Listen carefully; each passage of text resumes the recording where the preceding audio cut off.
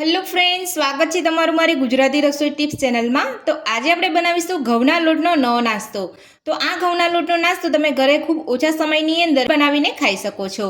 તો ચાલો આપણે ઘઉંના લોટનો નવો નાસ્તો બનાવવાનું શરૂ કરીએ। તો ઘઉંના લોટનો નવો નાસ્તો બનાવવા માટે મેં અહીંયા એક વાટકી જે રેગ્યુલર આપણે વાપરતા હોય તે ઘઉંનો લોટ લીધો છે। તો હવે આપણે ઘઉંના લોટને એક વાસણની અંદર લઈ લઈશું। સાથે જ એક વાટકી આપણે સોજી લઈશું।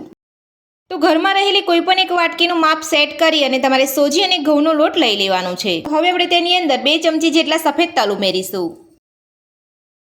સાથે જ નાની અડધી ચમચી જેટલા કાળા તલ ઉમેરીશું। તમારી પાસે કાળા તલ ના હોય તો તમે સ્કીપ પણ કરી શકો છો। સાથે જ નાની 1 ચમચી જેટલા રેડ ચીલી ફ્લેક્સ ઉમેરીશું। થોડા લીલા ધાણા ઉમેરીશું। સ્વાદ પ્રમાણે મીઠું ઉમેરીશું। તો હવે આપણે બધું સરસ મિક્સ કરી લઈશું।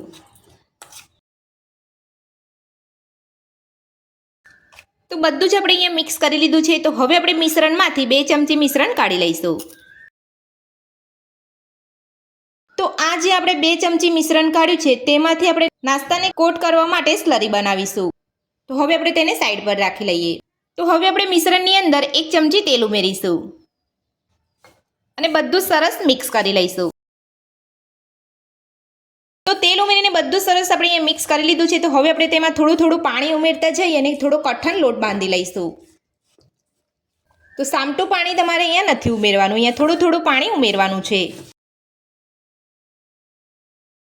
તો થોડું થોડું પાણી ઉમેરતા જઈ અને આપણે અહીંયા લોટ બાંધી લીધો છે। તો આ રીતનો તમારે અહીંયા લોટ બાંધવાનો છે, વધારે પડતો તમારે અહીંયા ઢીલો લોટ નથી બાંધવાનો।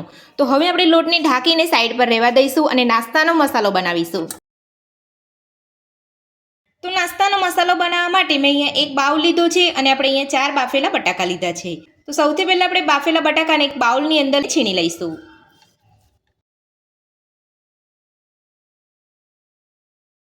તો બાફેલા બટાકાને આપણે અહીંયા છીણી લીધા છે। તો હવે આપણે તેની અંદર ઝીણી સમારેલી ડુંગળી ઉમેરીશું। સાથે ઝીણા સમારેલા લીલા મરચાં ઉમેરીશું। તો મેં અહીંયા તીખા મરચાં લીધા છે, તમે તમારા ટેસ્ટ પ્રમાણે મરચાંનું પ્રમાણ ઓછું કે વધતું કરી શકો છો। 2 ચપટી જેટલું લાલ મરચું ઉમેરીશું। નાની અડધી ચમચી જેટલો ચાટ મસાલો ઉમેરીશું। નાની અડધી ચમચી જેટલો કિચન કિંગ મસાલો ઉમેરીશું। નાની 1 ચમચી મેગી મસાલો ઉમેરીશું। સ્વાદ પ્રમાણે મીઠું ઉમેરીશું। સ્વાદ પ્રમાણે મીઠું ઉમેરી લીધા પછી હવે આપણે તેની અંદર નાની અડધી ચમચી જેટલો ધાણા જીરુંનો પાવડર ઉમેરીશું। સાથે ઝીણા સમારેલા લીલા ધાણા ઉમેરીશું। બધું જ મિક્સ કરી લઈશું। તો અહીંયા તમે મનપસંદ મસાલા લઈ શકો છો। તો બધું જ આપણે અહીંયા સરસ મિક્સ કરી લીધું છે અને આપણા નાસ્તાનો મસાલો બનીને તૈયાર છે। તો હવે આપણે નાસ્તાના મસાલામાંથી બોલ વાળી લઈશું। તો બોલ આપણે અહીંયા મીડિયમ સાઇઝના વાળવાના છે, આપણે અહીંયા નાના કે બહુ મોટા નથી વાળવાના।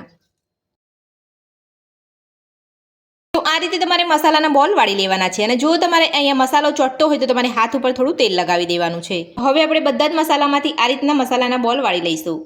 તો બધા જ મસાલાની અંદરથી આપણે નાસ્તાના બોલ અહીંયા વાળી દીધા છે। તો હવે આપણે તેને સાઈડ પર રાખી લઈશું અને જે લોટ આપણે રાખ્યો હતો તેની સ્લરી બનાવી લઈશું। તો હવે આપણે જે 2 ચમચી મિશ્રણ કાઢ્યું હતું તેની અંદર થોડું થોડું પાણી ઉમેરતા જઈ અને સ્લરી બનાવી લઈશું।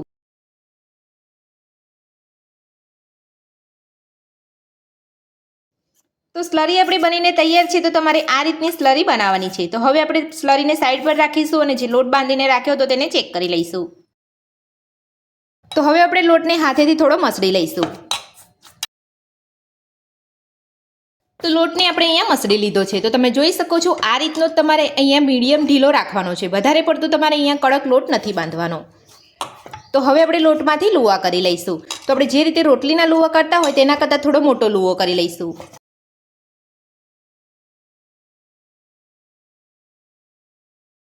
તો બધા જ લોટમાંથી આપણે આ રીતના લુવા કરી લઈશું।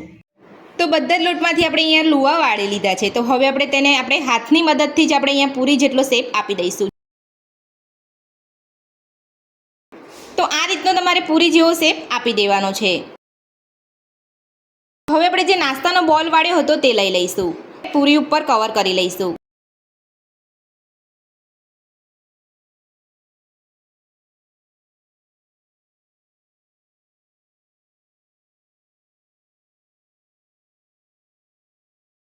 તો તમે જોઈ શકો છો એકદમ સરસ નાસ્તો આપણો અહીંયા બન્યો છે.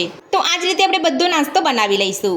તો બધા જ લોટમાંથી પૂરી જેટલો શેપ આપી અને મસાલો ભરી અને આપણે અહીંયા બધો નાસ્તો બનાવી લીધો છે. તો હવે આપણે જે સ્લરી બનાવી હતી તેની અંદર કોટ કરી નાસ્તાને ફ્રાય કરી લઈશું. નાસ્તાને ફ્રાય કરવા માટે આપણે ગેસ ઉપર એક કડાઈની અંદર તેલ ગરમ કરવા મૂકી દીધું હતું અને તેલ પણ આપણું અહીંયા ગરમ થઈ ગયું છે.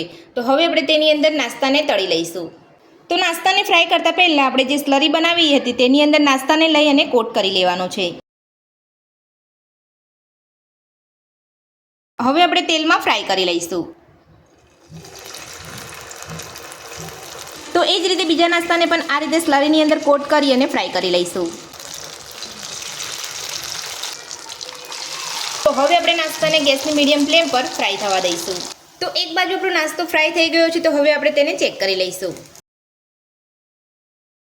તો તમે જોઈ શકો છો એક બાજુ આપણો નાસ્તો અહીંયા સરસ ફ્રાય થઈ ગયો છે.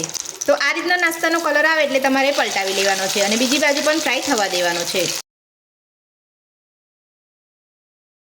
એ જ રીતે આપણે ગેસની મીડિયમ ફ્લેમ પર નાસ્તાને બીજી બાજુ ફ્રાય થવા દઈશું. તો હવે આપણે નાસ્તાને બીજી બાજુ પલટાવીને ચેક કરી લઈશું. તો તમે જોઈ શકો છો બીજી બાજુ પણ એકદમ સરસ રીતે અહીંયા ફ્રાય થઈ ગયો છે નાસ્તો અને એકદમ સરસ કલર આવ્યો છે. તો આ જ રીતે આપણે બધો નાસ્તો ફ્રાય કરી લઈશું.